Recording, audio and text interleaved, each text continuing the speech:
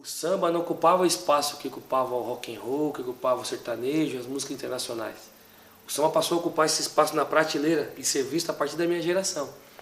A gente pleiteava os melhores equipamentos, a gente não aceitava não, a gente ia atrás, a gente fazia as nossas coisas, né? Tinha um projeto chamado Projeto Bomba Atômica, né? A gente era moleque, a gente falava, botava a voz de um cara e falava, vai acabar o mundo. Mas assim, no sentido de uma gíria, né? Que vai ser muito legal. Putz, amanhã vai acabar o mundo aquele show. Nossa, amanhã vai acabar o mundo, vai ser muito legal. Então a gente tinha lá, era Catinguelê, Racionais, Sampa Crio, Negritude, a gente fazia meio que itinerante, né? Uma parada assim, mas... Cara, a gente nem tocava na rádio, a gente ia colar os lambi-lambis lá, eu, minha esposa, um outro amigo meu com a noiva dele na época, era minha cunhada. Tinha o Zambabem, que era um cabeleireiro que tinha lá Zambabem, que tinha lá na Dutra, Cidade Dutra, né? Que tinha o Nena. Tinha os caras lá que cortavam o cabelo e faziam umas festinhas, uns bailinhos, né, cara? Eles botavam aqueles lambi-lambi e tal. Pô, aí a gente ia cortar cabelo lá, a gente tocava aí e falava, pô, cara, vamos fazer uma festa ali no Lago do Socorro, velho. Pô, mas a gente vai tomar prejuízo. Não, vamos fazer a festa. Cara, consegui fazer os caras fazerem a festa. E nosso intuito era colocar o lambi-lambi na parede, né, cara? Porque durante a semana o pessoal tava no busão, né? Tem gente que nem sabe o que é lambi-lambi. Outro dia a moça falou, o que é lambi-lambi? Fala aquelas propagandas de papel que você cola nos muros da cidade, que os políticos fazem, né? Essa era a mídia que a gente tinha na época pra fazer a divulgação dos shows.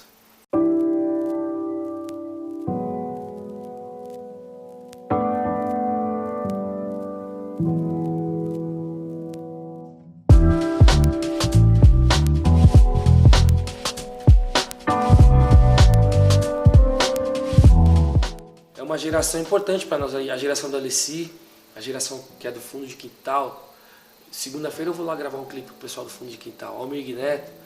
A gente sempre teve essa integração de ter essa referência do bom cantor, né? O sambista era aquela época de AGP e tal. E os que a gente tinha contato, que era essa galera que é a geração da Alessi, que ela começou a vir para São Paulo, bastante para São Paulo, tanto que ela hoje mora em São Paulo, né? Ela tem uma importância muito grande no cenário político hoje por São Paulo, defendendo as causas do povo negro, né? Defendendo essas pautas que ela acredita são pertinentes, são pautas de direito mesmo, né? de cultura. E ela é uma pessoa muito equilibrada, coerente. Isso para mim é importante, porque existe essa ligação, e essa ligação a gente não pode perder com o novo que vem. O novo vai sempre vir, né? Mas eu digo no aspecto de não existir o samba como um produto comercial que atuava, não. Já tinha umas casas chamadas Barracão de Zinco, Moema Samba e Vila Samba na Avenida Ibirapuera. Então a gente começou a atuar ali, quando adolescente, no meio dos coroas e tal, a gente era bem aceito porque tinha aquela humildade de querer aprender e não aquela sagacidade, porque a Avenida Ibirapuera na época, os músicos que tocavam ali, eles iam pro Japão e tal. E a gente caiu ali totalmente sem ter esse interesse, a gente nem sabia o que estava acontecendo, a gente queria viver de música né? E tocar música. E ali foi uma porta de acesso muito boa para nós, né? Eu conheço o Bira, que toca no sexteto lá do jogo, através dessa experiência ali e tal, vários músicos. E ali a gente começou a ganhar cancha, né, cara? Cancha, né? Ganhar know-how e tal. Tocávamos em festas de aniversário e tudo mais. Falava, não, a gente tem que gravar um disco. A pessoa, deixa de ser esse iludido. Fala, não, a gente precisa gravar um disco. A gente era jovem, né, cara? Alguns eram universitários, alguns tinham um outro campo de trabalho que atuavam e tal. Mas a gente acabava formando opinião, porque a gente estava no futebol, a gente estava nas faculdades, nos lugares.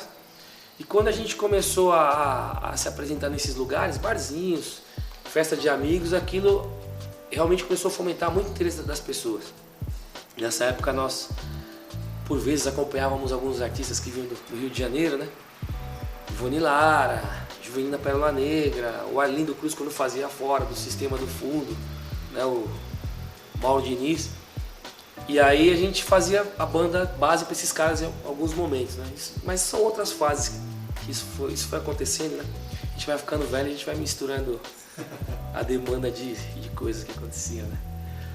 E aí ali, quando a gente acompanha esses artistas, às vezes você tinha que ter o disco, né, cara? pra ouvir era muito caro. A gente não tinha grana pra comprar disco, né? Não sei se era muito caro, se a gente era muito pobre. Tipo, essas duas coisas relacionadas ali. E aí eu emprestava o disco pro outro pro cara tirar a música, porque a gente ia acompanhar, sei lá, Alessi Brandão, alguém, a gente ia acompanhar alguém, né? E tinha que tirar as músicas. Ou então quando a galera pedia algumas músicas na noite, você tinha que tocar aquela música e tinha que ter a grana. Aí eu falei, não, cara, o disco é muito caro, né? Eu comecei a fazer minhas músicas. Não, tinha um grupo de compositores lá, Jadir, Dal, Juninho do Banjo, eu, Nilton, uma galera ali. Não, a gente tem que fazer as músicas e tal. Tinha um grupo chamado Sempre Assim, na Zona Sul, que a gente era muito amigo até hoje, né? Vamos fazer música. Aí a gente começou a se organizar. Claudinho de Oliveira da Zona Leste, Robson Buiu, que foi também do Soweto, o tio Paquera, que era da região. A gente precisa gravar as músicas da gente e gravar as músicas da gente, cara. E aí nessas rodas de samba a gente começou a tocar as nossas músicas, né? E a galera começou a vir, né? A gente tocava ali, a gente morava na Zona Sul de São Paulo, ali no Jardim Selma, outro no Santa Amélia, outro na Sabará. E aí a gente tocava em São Bernardo, porque em São Paulo a gente não encontrava espaço para colocar o nosso. Não tinha muito espaço para entrar os grupos de samba, de pagode, né? Era muito disputado, os caras que já tocavam lá não abriam espaço de forma alguma, era muito difícil. E aí surgiu a oportunidade de a gente tocar no Chopapo, que era próximo, mas a gente tinha que pegar um ônibus que a gente chamava de Poeirinha, né, cara? Porque ele passava em vários lugares que não tinha asfalto, né? Então a gente apelidou o busão de Poeirinha. Quando a gente ganhava bem, assim, que era, sei lá, tipo R$50 hoje, vai. A gente pegava o Urubupungá, que era uma linha que passava lá pela Zona Sul, que era um ônibus executivo e tal. Aí a gente tava bem. Mas as primeiras vezes que nós fomos pro Chopapo, a gente ia com um caminhão que levava a gente pro futebol no domingo, tá ligado? Que era carroceria aberta, os caminhões do seu Valmir, né, cara? Os caras, pô, como é que a gente vai pro Chopapo? Tá, não, meu vizinho lá, né? Meu vizinho lá, ele tem um caminhão que era de carroceria aberta. O maior status pra andar no caminhão era você pegar um dos cantos do caminhão aqui e ir com a sua mina, tá ligado? Tinha 4 cantos assim, então tipo era surreal. Por que eu tô pontuando isso, né? Porque nos dias de hoje você conta essas histórias, né? Parece que sempre existiu o mercado do samba e do pagode como ele existe. Não, a gente ajudou a construir isso. É óbvio que a gente pegou uma plataforma de sambistas com muito conteúdo, um acervo muito forte de estrutura de qualidade, né? Mas a questão também comercial, ela foi despontada pela geração dos anos 90, né? E isso agregou a trazer o samba para um outro patamar de modelo de negócio possível. Porque você não se apresentava para mais de 200 pessoas, mais de 100 pessoas. Era muito difícil isso. Em alguns lugares, por exemplo, tinha o Chopapo, por exemplo, que era um local periférico onde o Augusto fazia lá os shows de Liana de Lima, Zeca Pagodinho, os grupos do Rio de Janeiro, e ali eram poucos esses lugares, né? E nós já estávamos ali no Chopapo fazendo parte daquilo. E a gente começou a entender que a nossa música ela era um fomentador de autoestima para as periferias, né? Porque o que os caras parece que gostam de fazer é que o povo negro seja invisível, né? Que ele fique se degladiando com coisinhas, né? E a gente não observar o que de fato é importante. Ocupar espaço é importante, né?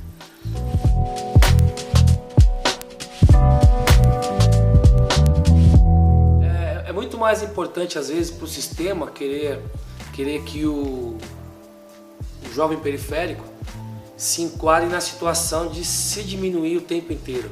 Então quando eu falo alguns pontos, não é que eu estou sendo altivo. Eu falo porque justamente eu quero fomentar outros jovens a quererem fazer algo que é possível fazer. O cara não precisa ser músico necessariamente, mas precisa concluir, precisa ter essa sagacidade de entender que o ser humano tem um potencial e aqui nessa terra nós temos direitos que nós temos que conquistar nós, né? Se você não consegue como cidadão, como grupo, você precisa conquistar algo que é de direito, você não pode abrir mão do seu direito. Então essa geração, a geração 90, é a geração que começou a integrar a sociedade de uma outra forma. A sociedade não estava esperando aquilo, né? As modas, as linguagens, as formas de linguagem de gíria, as pessoas estavam acostumadas a ver da novela da Rede Globo, exemplo, dos outros lugares que não tem nada a ver com a periferia, né? Então, eu conheci minha esposa no Clube da Cidade, não tem mais esse, o Clube da Cidade, não sei se você conhece também, todo mundo vai falar. Tinha projeto radial, um monte de coisa. Eu conheci minha esposa no Clube da Cidade. Ela era da Zona Sul também, eu também era da Zona Sul. E eu era extremamente tímido, não sabia nem falar, a música me ajudou muito nesse aspecto. E quando eu fui algumas vezes no Clube da Cidade, ali eu me reconheci. Porque ali eu podia ter autoestima, né? Eu cresci como, o cara que... A pessoa bonita é o cara branco, do olho azul e tal. O colégio tá ali, integrado com a miscigenação toda ali da periferia. A população negra em maior escala. E os mais bonitos que dançavam melhor sempre eram pessoas brancas, né, cara? Não tenho nada contra ninguém, tô falando como que funcionava e ainda funciona em alguns lugares. E aí, o que aconteceu foi que, quando eu cheguei no Clube da Cidade, eu me reconheci como uma pessoa que podia ter autoestima. Ali eu comecei a namorar, ali eu me senti um cara bonito, né? Eu me sentia uma pessoa que tinha valor e cada vez mais eu queria frequentar esses lugares. Então, o Pagode 90 também, para essas gerações, é muito do que a gente viveu nessa fase dos bailes. Os bailes de São Paulo foram muito importantes, assim, Black Mad, Chic Show, né? Isso, e prontamente quando a gente começou a atuar nessa pista de tocar, o Luizão, a Chic Show lá no Chopin, foram os caras, né, cara, que nos colocavam nos bailes deles, colocavam o Catinguelê, o Negritude, o Racionais, o Sampa Crio. A gente começou a tocar para aquele público ali. Então, tipo, aquilo era a nossa tribo, não tinha esse negócio de, ali é rap, ali não sei o que, não, ali é o Clube da Cidade, onde a negrada vai, e nós temos esses caras aqui, ó, no samba, no rap e tal. E o Luizão fez essa integração, né? Foi um passo muito importante. Então, quando chega no jovem de hoje, o resultado final de um produto, é óbvio que muita gente vai criticar. Eu não gosto da roupa dele, do cabelo dele, a roupa é não sei o que, poderia ser algo. Mas o espaço que foi ocupado ali, ele chegou no jovem, né? Ainda que fosse de uma forma que nós nem soubéssemos o que a gente estava criando. Mas é muito importante. Os caras me abraçam e me beijam, cara. Porque aquilo representava algo muito importante, que era uma liberdade da forma de se vestir. Eu tenho uma referência. Pô, o Catinguele botou aquele óculos, um terno, aquela botina, vou botar. Pô, que legal. Aquilo dá para eu usar. Olha, uma forma de comportamento que foi positiva para toda uma geração.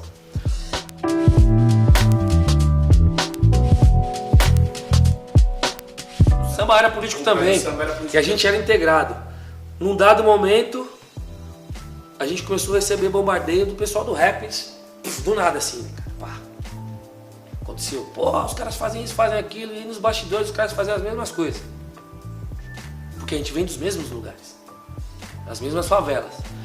Então aquilo vai ganhando corpo, cara. Aí parece aquela mentira que vai virando verdade, né? Só que o sambista, o pagodeiro, no caso, o samba é um só, eu não ligava muito pro que ninguém tava falando. Porque a verdade é a verdade. O cara não quer entender, como é que você vai parar de estar construindo para poder ficar discutindo algo que quem tá perdendo é todo mundo, é o todo. É o todo. Porque as periferias, elas têm os nordestinos, né? Ela tem os asiáticos, tem os negros, tem as várias culturas ali. Isso faz parte, não dá para eu tirar da periferia o que é parte dela. É como se você quisesse arrancar algo bom, como se fosse algo ruim de você e não vai conseguir. Você vai ficar naquele embate, você vai se auto-flagelando, se autodestruindo, perdendo a força de direcionar aquilo onde realmente importa, né? E a classe política vai dominando aonde ela consegue ter espaço, uma facilidade com uma pessoa, outra facilidade com outra. O que é admirável, por exemplo, hoje, no segmento do rap, eles têm a cadeira de opinião deles, onde vão discutir a coisa do Estado, eles têm a cadeira deles, né? Isso é muito legal. Mas o rap é uma voz muito forte da periferia. Mas ele não chega a ser só ele a voz da periferia. Tem muitas vertentes lá. Mas eu respeito, o trabalho é muito legal que os caras fazem. Mas você não pode detonar o outro. Isso não pode acontecer. Você precisa achar um diálogo, né? Agora você ir para as frentes de comunicação. Imagina para as elites. É o prato que os caras adoram. Agora os caras vão começar a se degladiar ali. A gente tem tempo para fazer outras coisas. Ok? Eu entendo que é assim que funcionam as coisas. Hoje, com mais maturidade, eu acredito que eles não fariam algo nessa gravidade. O pessoal no meu grupo fala, o Salgado vem com essa coisa de negro e tal, todo mundo é igual. Não é igual, cara. E nós não tínhamos base, não tínhamos profundidade em entender a nossa história, né? Só quem tinha contato com os livros, a gente fala, pô, tudo bem. Mas faz 100 anos que a gente não é escravizado, a gente não sabe elogiar o outro, cara. Porque a gente acha que tá perdendo. Então, não é só na questão do samba, isso é só a questão do todo, tá? Então, e se eu colocar alguém aqui junto comigo, eu vou perder. Não vai perder o espaço, cara. Você vai ganhar, porque o novo sempre vem. O diferente você aprende e o seu trabalho fica mais potencializado, a sua vida fica mais potencializada. Então, nessa época, o Salgado quer ser intelectual. Não, cara. É porque as coisas importam, tem um futuro pela frente. Você vai ter filho, e aí, cara? E quando a gente ia se apresentar em outros estados, que as pessoas não conheciam a nossa imagem, só a música, pô, cara, no aeroporto, você lotava as praças de gente, era tipo, chegaram os Beatles, cara, tô falando pra você, no aeroporto, nas praças, era uma coisa que, a sociedade não esperava.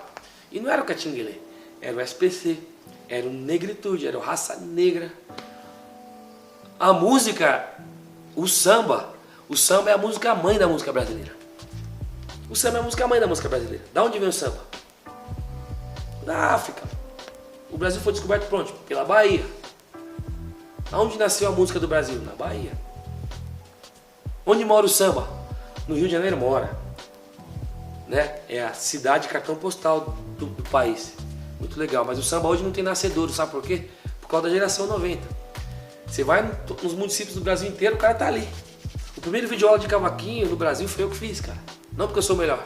Porque eu achava importante, porque era muito difícil, não tinha, cara. Hoje eu vejo o cavaquinho difundido, pra mim é uma alegria fazer parte disso. Porque tudo isso parecia que estava escondido, cara, ali atrás, né, cara. Chegou um guitarrista, um dos maiores do mundo, Steve Vai. Quem que é o cara do cavaquinho? Salgadinho, eu toquei com ele. Então o samba tava ali, cara. Se você for pensar aonde eu nasci, né, da onde Deus me tirou e me levou e tem me levado, não dá pra parar pra ouvir crítica que não é pertinente. Eu tenho que tentar construir, cara. Eu tô vindo o mundo pra construir. Eu não posso tentar destruir o que o outro constrói. E chegava nos estados, nos lugares, as pessoas, nossa, mas vocês são negros. Vocês imagina, cara. Abertamente. Abertamente. Não, abertamente. E hoje as coisas estão piores até. Porque, eu vou te falar, as coisas estão piores, né, cara? E é revoltante. Mas, enfim, eu quero ver o jovem brasileiro poder estudar, ter orgulho da sua cultura, do seu país, né, cara? E é o que o tempo inteiro os caras querem tirar da gente, cara. E as pessoas não percebem.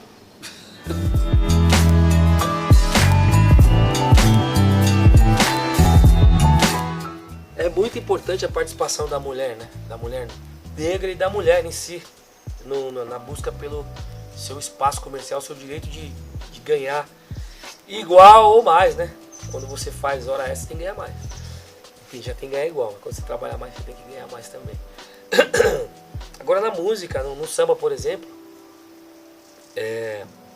o samba tem muito pouco espaço comercial hoje em relação ao que se tinha antes, né? Então nós tínhamos lá, acho que a Adriana Ribeiro no grupo Adriana Rapaziada, mas eu não me lembro de outras mulheres. Tinha a Helena de Lima, que era uma geração um pouco antes da minha, mas de fato mulheres para ter um espaço comercial como nós tivemos nos anos 90, não aconteceu. Por quê? Porque a gente vive num país machista, né? A gente vive num país que tem os padrões e os valores machistas. Inclusive, os cachês dos grupos de pagode na época, que nós vendíamos muito mais que os artistas sertanejos. Por exemplo, o sertanejo custava 150 mil reais, o pagode custava no máximo 70 mil reais. Então tem toda uma questão de estruturada aí. E no final das contas a gente acaba se degladiando na questão comercial, porque o espaço é pouco, o espaço é pequeno, e as pessoas começam a falar o que é bom e o que é ruim. Então eu queria apontar essa questão toda nossa aqui para a questão estrutural do país, né? Tirar essa briga que a gente tem no meio da cultura e ir para o espaço onde as coisas realmente acontecem, né? Onde as pessoas têm um espaço de comunicação que pode ser pleiteado, né? Que são os espaços políticos, né? Onde as pessoas podem, onde nós podemos pleitear o quê? A equiparação de lugares, né? O músico, ele não é tido como um profissional, ele não pode ter uma carteira de trabalho, né? Mas da mesma forma, as leis trabalhistas, elas atuam para dizer que o cara tem direito trabalhista. Então são coisas que são antagônicas, sabe? São afirmações, são leis que existem. O músico não é um profissional, mas você paga um profissional da música. Como? Então, no meio de todas essas questões aí, eu acho que passa pelo o lance do machismo, o lance estrutural do racismo, né? Não, cara, eu tenho um grupo sertanejo ali, tá começando agora, ele pode custar 20 mil, mas eu não posso pagar 20 mil pra aquele cara ali, porque ele é pagode, entendeu? A mulher então, se quiser cantar, canta aí, ó, pela divulgação. Então essas questões todas precisam virar uma, né, cara? O direito do músico primeiro atuar como profissional e a gente ocupar os outros espaços, cara. É muito importante. Você vê o que aconteceu no sertanejo agora, tem várias cantoras mulheres que têm seu espaço comercial, respeitados. Os seus tipos físicos, né, respeitados ali. Não tem a cantora negra ainda, né? A gente não vê, mas tem várias talentosas aí. Ontem mesmo a gente estava conversando sobre isso, né? Tem algumas cantoras no samba aqui nas redes, elas cantam super bem e tal. A gente fala, puxa, como é que a gente vai botar espaço comercial para essas meninas, cara? Como é que a gente vai fazer? Vamos nos juntar para fazer? Aí o pessoal fala, putz, cara, mas a gente já não consegue o espaço para nós, né, cara? E é onde começa esse embate todo, a gente se degladiar aqui. A gente tenta achar um caminho, mas eu acho que precisa ser político isso. Conquistar primeiro os nossos direitos como artistas, né, profissionais. Daí as demais coisas que são todas importantes precisam acontecer também no espaço comercial. Eu acho que é mais ou menos por aí.